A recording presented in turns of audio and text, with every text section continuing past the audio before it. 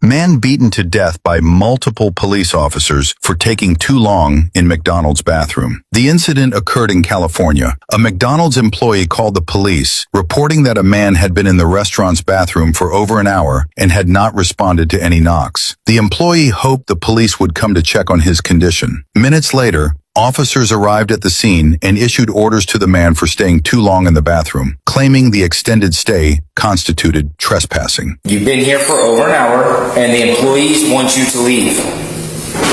You need to come out now. You're being trespassed because you've been in here for over an hour. What is your first name?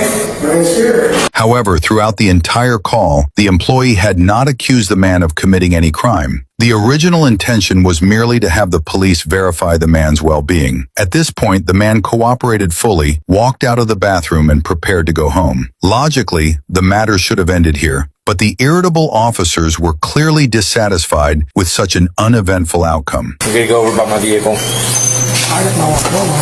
You're going to stay over by my vehicle while I verify your identity. Right over here. Lean up against my bumper. I'm not doing that. I'm not going. I said lean up against my bumper. I'm too young. What? I'm too young. I'm not going with you, dude. What do you mean you're not going with me? No, I'm just a kid. I can't. I told you that you're going to lean up here while I verify your ID. The man was ordered to lean against the police car's bumper instead of being allowed to leave as he wished and undergo a lengthy identity verification process. Maybe if you would have listened the first time, you wouldn't be trespassed. But you didn't listen the first time. So they want you trespassed.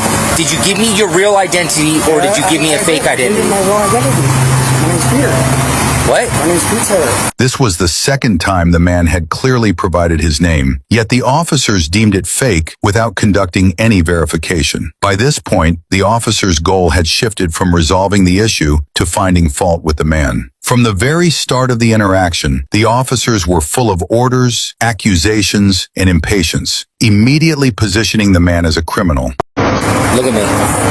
If you're trying to lie, you're going to go to jail. If you're lying to me, you're going to jail. No, I'm not lying. Well, it seems like you're lying. You're trying to tell me you don't know your birthday. You give me a fake last name the first time. Even when the man responded to their questions, the officers continued to threaten him with suspicion, ridicule, and jail time. Under the prolonged interrogation, the man's mental state completely collapsed, and he repeatedly shouted that he had done nothing wrong and just wanted to go home. I just want to go home, dude. Well, you're not going to go home if you don't listen. If you listen, you're going home. If you don't listen, you're not going home. You're not listening. However, when another officer arrived at the scene as backup, a physical altercation erupted instantly.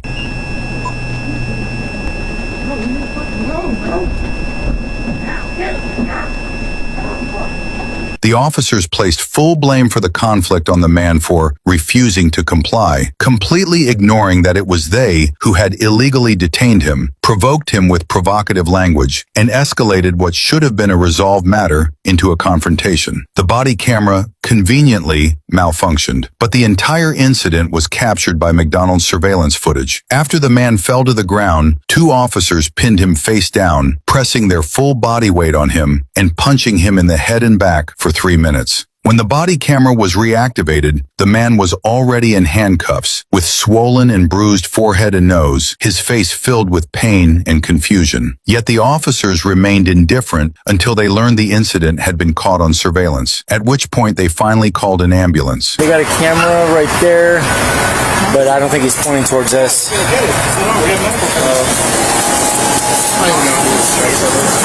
I don't even know. We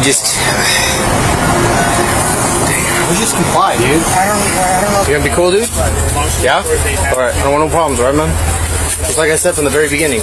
After being transported to the hospital, despite the medical staff's efforts to save him, the man was pronounced dead just 10 minutes later. Following the incident, the police chief released a statement claiming that the officers had used force to detain the man because he had been uncooperative and refused to wear handcuffs. However, the surveillance footage confirmed that this was an outright violent beating. Subsequently, the two involved officers were charged with involuntary manslaughter, abuse of power, and assault and battery. If convicted, they face a maximum sentence of 40 years in prison.